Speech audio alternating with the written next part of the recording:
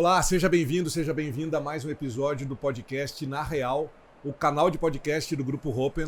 E hoje eu, Gederson Beck, junto com a minha colega Ludmila, estamos na grande companhia de Gabriel Frank. Gabriel, diretor de RH da Philip Morris, um executivo super admirável. Eu admiro demais o Gabriel. Muito obrigado por aceitar o nosso convite de vir bater esse papo aqui com a gente, Gabriel. Obrigado, Géder. Obrigado, Ludmila. Olá, pessoal. Obrigado pelo convite. É um prazer estar com vocês. Obrigado, Gabriel.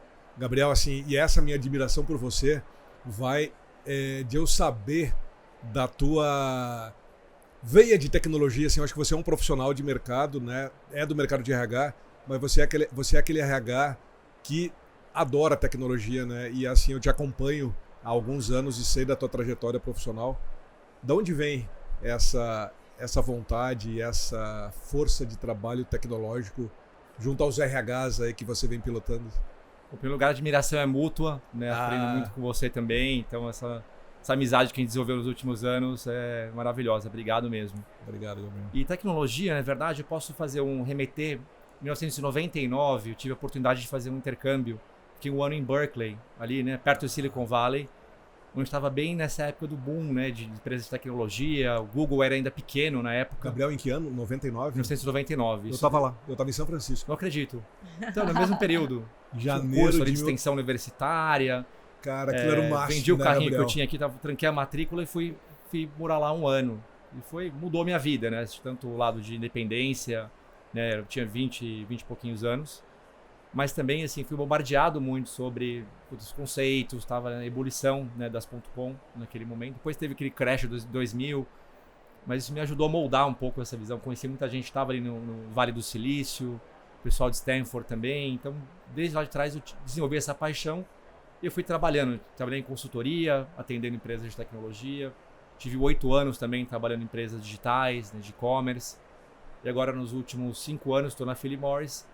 Também passando por uma transformação de tecnologia é um dos pontos centrais do que a gente está vivendo no negócio. Uhum. Legal. E se você pudesse escolher uma característica importante, né, para um profissional de talento, para se colocar e se destacar no mercado, Gabriel, que característica seria essa? Bom, Lud, tem várias coisas hoje que a gente pode falar, né? A gente está aqui no congresso, na Conar, e a gente fala muito da questão de aprendizagem, da capacidade, da curiosidade de aprender, sem dúvida fundamental. Eu diria uma coisa até antes disso, eu acredito que aí é onde tem um grande diferencial, para mim é humildade. E a humildade, por que ela vem um pouco antes? Porque ela faz justamente com que a gente pergunte, tenha a humildade de reconhecer quando a gente errou, testar coisas novas, porque a gente não espera que aquilo vai ser perfeito. Né? Faz com que a gente conecte mais com as pessoas, né? Tem a vulnerabilidade também, que faz com que a gente aprenda mais rápido as coisas, né? A gente está muito mais aberto a aprendizagem. Lembro até de uma pessoa que foi um grande amigo, infelizmente veio a falecer muito novo, né? Era um português que morava aqui no Brasil, o Roberto Leão. Era um cara brilhante, assim, brilhante. Ele era uma pessoa de RH, mas ele era músico, compositor, uma pessoa brilhante. Ele me ligava sexta-feira, preciso ter um tempo com você para falar. Ele vinha fazer perguntas, assim, ficava tão... Eu falei, mas Roberto, você que é o cara, né? Você aprende, mas assim, ele justamente... A forma como ele queria aprender, demonstrava, e olha, tô mandando aqui meu CD para você ouvir, caso você tenha problema de sono. Eu falava que assim, a música brilhante dele, eu gravava com Dori Caymmi, então era um cara brilhante, né? Foi uma pena a perda dele. Mas acho que além de tudo isso que eu falei da aprendizagem, essa humildade faz com que a gente se inspire também nas pessoas, né? Então ela ajuda a ser um efeito multiplicador. Você aprende, né? Você tá aberto a testar, errar, voltar e dar continuidade, né? E essa característica que o Gabriel está trazendo para a gente agora, né? A gente vem gravando alguns episódios ao longo aqui do Conar, e isso tem sido uma recorrência, e a gente faz links com episódios anteriores, mas você traz agora a humildade, né? E você na posição de líder, e você na cadeira de liderança de RH há 15 anos praticamente, né, Gabriel? E eu vejo isso assim, é da tua natureza, você cria conexão muito provavelmente com o teu time, né? E com a organização que você está inserido, por ser dessa forma, né? Eu acho que as pessoas ficam à vontade de te procurar para conversar, ter conversas difíceis, né?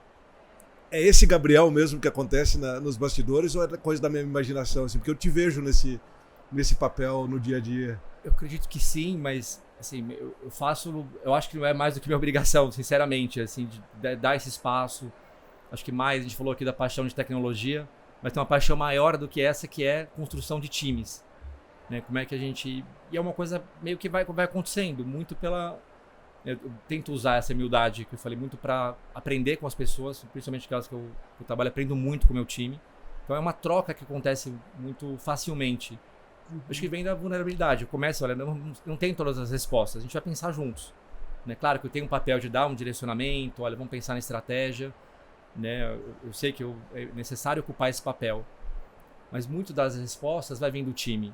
Então isso passa por ter confiança, criar um ambiente de confiança, de segurança psicológica. Para isso eu tenho que me mostrar vulnerável. Então, olha, quais são meus desafios pessoais, muitas vezes com o time. Olha, pô, não estou num momento bom. Né? Todo mundo tem, né, desafios, seja casamento, equilibrar as coisas. Tem pais mais velhos, tem que cuidar, tem algum problema. Então, muitas vezes eu compartilho, o que dá espaço para as pessoas também poderem compartilhar e se sentirem tranquilas em poder compartilhar com o grupo. A gente vai se ajudando e vai aprendendo. Então, a jornada tem sido muito bacana agora, esses 5 anos na Philip Morris, né, também na Dafit, foi um time, todas as empresas, e são pessoas que têm um carinho até hoje, a gente troca muito, né, então, tanto como mentor ou como mentorado muitas vezes deles também, então é uma troca muito grande. Você demonstra que você vive a mesma coisa do que o seu liderado, né, então trazendo confiança, conexão, né, e sem perder a estratégia, né, porque eu acho que o RH tem isso, né, de trazer essa confiança, essa conexão, sem perder o objetivo maior, né, de direcionar a organização. Fundamental. Perfeito. E aí, né, conexão com o negócio, com o Sim. RH, a gente até pode explorar aqui um pouco, né, essa questão do papel do RH nisso, mas antes disso vem essa confiança. E o time bem alinhado, aí a coisa flui, né? Ele entra nesse fluxo natural das coisas, porque o time está alinhado, tem um propósito claro e tem uma confiança um no outro. Falando em RH estratégico, Gabriel, ao longo dessa sua jornada, o que você tem implementado para que o RH ocupe esse lugar estratégico na organização? Perfeito. Posso enumerar aqui vários projetos, iniciativas, mas o conceito básico da mentalidade que a gente tem que ter, na minha visão, todo mundo fala disso, mas conhecimento do negócio vai assim, além do só quero conheço a minha cadeia de valor, né, do negócio, mas quanto eu estou de fato na ponta, entendendo o que o nosso colaborador, né, a nossa colaboradora está vivendo, quais são as dores que estão acontecendo ali no dia a dia. Eu estou hoje numa empresa que tem uma cadeia produtiva bem ampla, né? A gente tem desde compra e acompanhamento da equipes de agrícolas que atendem os produtores de tabaco, temos fábrica, a gente tem um grupo de representantes de vendas que estão espalhados pelo Brasil todo, tem o pessoal do escritório, então realidades muito distintas. Então, nada que eu vou fazer, como diz, produto de RH ou mesmo tecnologia, vai atender o grupo como um todo, que são necessidades. Então, eu preciso dar o exemplo também. Então, muitas vezes eu vou lá na ponta, fui lá no começo, eu entrei na empresa, estava no meio da pandemia, plantei tabaco com o pessoal, né? Claro, pensando em todas as seguranças que tinha na época do distanciamento, mas fui lá no campo para entender o que estava acontecendo, passei na fábrica, onde eu podia estar, isso me ajudava aqui, como é que funciona mesmo na prática ali no dia a dia. E aí tem essa visão também da estratégia, o que o time global está dizendo, o que o CEO, uma empresa de capital aberto, onde tem muito acesso a discussões com investidores. Então, isso é necessário investir um tempo de preparação para entender isso tudo. Isso é a primeira coisa. E segundo a partir disso, aí vou desenvolver qual é a estratégia de RH, quais são os projetos que eu vou fazer. E tem que estar totalmente conectados ali com... Se eu tenho... Vai pensar a parte de capacidades organizacionais, capability building. Eu posso fazer algo genérico, olha, né, tem o que coisa de prateleira, ou pensar. No nosso caso, a gente precisava melhorar a jornada do varejista, que é o nosso cliente que compra o produto para vender para o consumidor final. E quando você vai entender, você entende ali a reação, é necessário o quê? Mais tecnologia, né, facilitar a conexão dele, ter uma força de vendas mais eficiente, porque o vendedor perde muito tempo dele no transacional. Então eu preciso, aí a capacidade que eu vou construir com base nisso, nessa dor, é muito mais fácil. Olha, que tipo de treinamento eu posso oferecer, que outras tecnologias de mercado eu posso ajudar, né, trazer em parceria com a área de TI. Então aí o nosso papel de RH acaba sendo mais amplo do que uma caixinha com uma função, né? A gente tem que ampliar. Como é que eu vejo o recurso da nossa área de forma um pouco mais ampliada? Gabriel, eu conheço algumas pessoas já da tua equipe, né? Já tive reuniões com o teu pessoal e todos têm uma característica muito semelhante, assim. Todos são muito curiosos e são ávidos também por novidade, tecnologia. Qual é o perfil desse teu time de RH? Assim, quem que tu busca no mercado como sendo as pessoas que você quer trabalhando próximo de você? Como é que é isso? Jéder, eu acredito muito num time realmente diverso, Aham. né? Seja, né, de perfis, gênero, etc., mas também de experiências diferentes. Eu gosto de ir buscando talentos independente de qual área. Então, tanto, né, tem pessoas brilhantes que vieram ter uma trajetória enorme em RH mesmo, mas já trouxe pessoas da área jurídica para dentro da equipe, né? Pessoas da área de tecnologia que já vieram trabalhar conosco. Né? A área de comunicação também é uma ótima área de trazer pessoas com bastante experiência, que entendem alinhamento de stakeholders, né? Conhecem a organização. Então, eu vou trazendo, acho que mais. Então, essa diversidade de experiências é fundamental, mas mais que tudo, essa curiosidade, essa vontade de aprender é o que une bastante o time. Então, é um time bem heterogêneo do ponto de vista de experiência e estilo, muitas vezes, mas a vontade de aprender, essa humildade e a colaboração do time, para mim, é fundamental. É uma coisa que eu avalio muito na entrevista, conhecendo. Quando eu encontro isso, eu vou paquerando a pessoa até trazendo. Gente que às vezes demora 3, 4 anos para trabalhar comigo, eu vou, né, construindo essa relação, trocando, até muito antes de a gente poder ter uma relação mais direta profissional. Muito legal. E eu vejo também, tem uma longevidade, não sei se a longevidade é a palavra certa, assim, mas as pessoas ficam bastante tempo na Philip Morris, né? Eu vejo assim, as pessoas ficam bastante tempo, não é uma, né, assim, e como é que você retém, isso tem um trabalho de retenção desses talentos, as pessoas acabam ficando por se identificar com a cultura da empresa. O que você acredita, assim, que é a cereja do bolo de vocês para ter essa longevidade dos profissionais lá? Porque eu vejo isso, me chama atenção. Eu acho bacana. Me chamou a atenção, eu vi isso também antes de entrar na Philip Morris, né? Parte dessa avaliação que a gente faz como candidato na época, eu vi o quanto as pessoas eram apaixonadas pela cultura da empresa, pelas oportunidades de desenvolvimento que elas tinham. Né? A empresa, muito tempo, foi desenvolvendo muito talento interno, contratava, né, programas de trainees, programas de estágio, ia desenvolvendo internamente. Isso você gera uma comunidade, seja local até global, que é muito comum também oportunidades internacionais, intercâmbio, né, trocar de posição para aqui e para lá. Então as pessoas vão se conhecendo, então forma uma comunidade muito forte dali.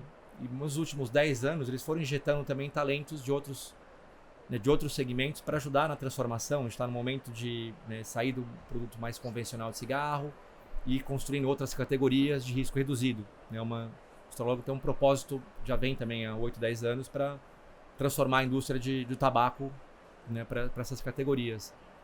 E aí, acho que a forma de olhar, não posso só olhar para as pessoas que só estiveram aqui todo o tempo. Então, como a gente foi adaptando também esses modelos para que a cultura fosse evoluindo, fosse uma cultura ainda mais aberta também ao elemento mais, né, de novidade. Isso já foi também bastante integrado. Então, isso, hoje, acho que, somando a esse propósito que eu falei, né, de construir esse futuro sem cigarro, futuro sem fumaça, com oportunidades de carreira e uma cultura, né, de diversidade, inclusão, de colaboração, fica muito forte, né? Assim, realmente as pessoas querem continuar lá, tem uma oportunidade de cada 2, 3 anos mudam de posição. Um ambiente bem favorável e fértil, vamos dizer assim. Boa. Ok. Quando a gente pensa nesse cenário de mudança, né? Hoje, como é que você tem trabalhado e implantado inteligência artificial nos seus processos? Assim, você tem projetos que você possa compartilhar conosco?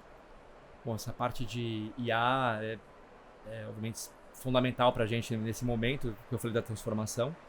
A gente tem uma estratégia global da empresa, que aí vai por várias camadas, né? Desde como é que a gente capacita todos os funcionários, né? Grande parte dos funcionários, né? Entender o que é IA, quais são as ferramentas que são possíveis de utilizar. Então tem um programa bem robusto, que é praticamente mandatório a gente fazer, cada um de nós, para o entendimento. Então essa alfabetização IA, em primeiro lugar. O segundo, a gente trabalha com algumas áreas específicas para ganharem mais força, e RH é uma delas. Hoje tem um protagonismo grande nessa transformação de IA e a adoção de processos. Então, seja em recrutamento, que a gente tem adotado algumas ferramentas, aprendizagem para a gente é um fator fundamental. Sim. Então, tem plataformas globais que a gente consegue, inclusive, personalizar mais as trilhas de carreira, né, as recomendações de desenvolvimento. A gente tem testado também em alguns mercados, alguns países. E para o nosso time a gente também tem testado como é que a gente no dia a dia, pensando localmente, como é que a gente pode ir usando, né? Desde coisas básicas, organizar melhor a agenda, etc. Mas também pensar em novas formas. Olha, a gente tem que pensar aqui plano de negócio, plano de ação, como é que a gente usa o Copilot que a gente usa na Microsoft. A gente tem testado outras ferramentas para localmente ampliar esse escopo e o time testando coisas novas. Mas aí, mesmo acho que está bastante avançado, diria que na jornada mesmo longa, que deve ser IA, ainda no início, né? A gente tem uma organização de 80 mil funcionários, tem uma complexidade de você desdobrar com consistência mesmo uma estratégia assim, desse tamanho. Uhum. Gabriel, curiosidade minha agora, né? Você começou a falar que lá no Vale do Silício, né, no final dos anos 90, te deu esse despertar para o mundo de tecnologia, né? E como é que esse Gabriel foi parar em RH? Como é que trajetória foi essa, né? O que te levou a ser um executivo de RH, né? Foi pouco convencional, né? Acho que eu tive 3 partes da minha carreira. Uma foi mais desenvolvimento de negócios, comecei programa mais na área comercial, marketing. Você trabalhou em consultoria, não trabalhou no início? Isso foi a segunda etapa. Essa primeira, eu comecei, trabalhei na Anshan, na Câmara Americana de Comércio. Então tinha, além do programa de trainees lá, que era mais focado na área comercial, eu ajudei a desenvolver alguns programas internacionais de MBA aqui no Brasil, os programas executivos, né, que os professores vinham para cá e tinha um módulo, né, tem um módulo internacional. No começo que os programas estavam vindo, hoje tem vários que operam dessa forma, até parcerias das escolas tradicionais que trabalham assim. E eu fui aos pouquinhos entrando, se for pensar, né, nessa interlocução com profissionais de RH, com executivos, para falar sobre carreira, falar sobre os programas, já fui de alguma forma. A própria Conar eu participei, né, lembrando, né, há 20 e tantos anos atrás, a gente tinha o stand aqui, né, da Anshan, dos programas de MBA para falar. A feira tem 50 anos, né? Então, 20 anos atrás, 20 e tantos, estava aqui, né, com os panfletos falando disso. Então, sem saber, eu já estava de alguma forma caminhando em RH. Fui empreendedor também, tive uma empresa na área de entretenimento, de eventos. Então, só um podcast pra gente falar nisso da outra vez, mas foi muito bacana a experiência. Essa eu não sabia esse recorte aí, Gabriel. A gente fez, né? A empresa chamava Brand Spirit, então tinha um trabalho de fazer construção de marcas através de eventos. E a gente construiu o Carnaitu, né? Para aqueles que gostavam de micaretas na época, né? Vão lembrar, acabou sendo um evento grande, a gente ficou 2 anos dedicados para isso. E depois a gente acabou voltando pro mercado, né? A gente teve uma experiência super rica ali. Mas não era, acho que, no longo prazo que a gente gostaria de trabalhar nem a parte de show business, né? A gente falou, não, a gente não estudou para isso, foi uma boa experiência, foi um bom MBA em si. E de lá eu fui trabalhar em consultorias aí de RH, né? Trabalhei no Grupo Foco, que em parceria com a Stanton Chase também aqui no Brasil, que é um grupo global de consultorias, de firma de hunting. Trabalhei na Korn Ferry fiquei alguns bons anos. E quando estava na Korn Ferry eu saí para fazer um MBA nos Estados Unidos pela segunda vez morando lá, voltei. E da Korn Ferry eu fui para o Groupon, não tive a oportunidade de liderar a área de RH. Mudei do lado da mesa, né? Fui do lado de consultoria para o lado do cliente. Foi uma experiência riquíssima também. Curva de aprendizagem foi muito alta, né? Tinha que aprender, acho que usar meus clientes, ex-clientes para me ajudarem com mentorias, né? Em várias partes aí de RH, foi me ajudando a construir esse arsenal com os produtos. Mas eu fui RH, sempre foi meio que folha em branco ali. Me deram, olha, vamos construir isso. A gente foi ocupando espaço como área, né, dentro das diferentes frentes. Me apaixonei daí, né? O impacto que a gente consegue ter como área é gigantesco. Você falou aí de procurar teus mentores ao longo da trajetória. E você faz isso? É teu costume procurar pessoas para conversar e para aprender? Sempre. Eu tenho mentores formais e informais. Né, assim, eu aprendo com muita gente. Acho que isso me traz ideias novas. Daí, né? Só a gente estar aqui conversando também já traz. Vejo alguma coisa. Vi uma palestrante na terça-feira. Gostei muito. Conversei com ela. Falei, a gente tem um evento lá na Philip Morris. Não quer estar junto com a gente. Já marquei uma conversa com ela. Então, acho que essa troca, né, o risco de ficar dentro de uma organização enorme como a nossa, de ficar preso ali dentro. Então, eu sempre instigo, não só a mim mesmo, mas o time também. Olha, o que a gente tem, novidades, como é que a gente pode aprender com o externo e conectando, né, com essa rede de aprendizagem tem que ser bastante ampla. Legal. E como é que você tem percebido a questão da evolução do RH e pensando numa questão de futuro, né, em grandes organizações como a Philip Morris? Poxa, primeiro a gente acabou falando muito, acho que o papel de RH em tecnologia evoluiu demais nos últimos anos. A gente era um grande consumidor, talvez, de ferramentas, de grandes sistemas no passado, ainda continua sendo.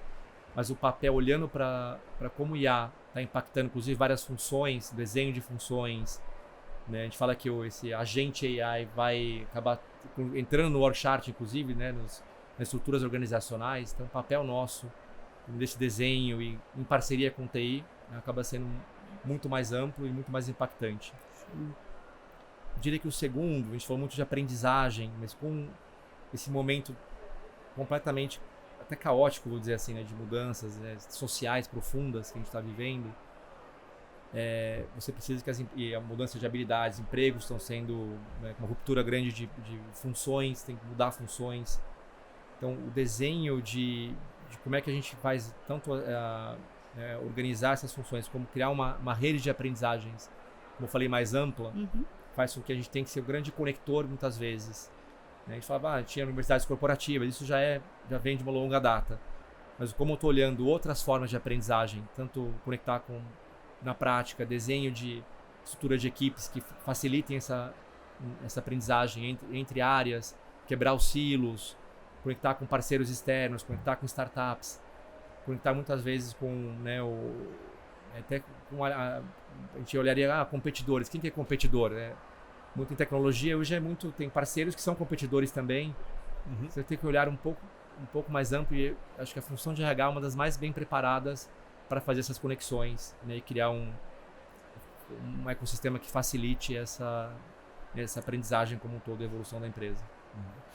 E com relação à inteligência artificial lá dentro da Philip Morris, você vê o pessoal disposto a entender, aprender? Você está trabalhando com as pessoas mais assustadas com o que está acontecendo aí? Como é que perfil é do teu pessoal lá? Como é que você vê assim? Todo mundo tem uma curiosidade enorme.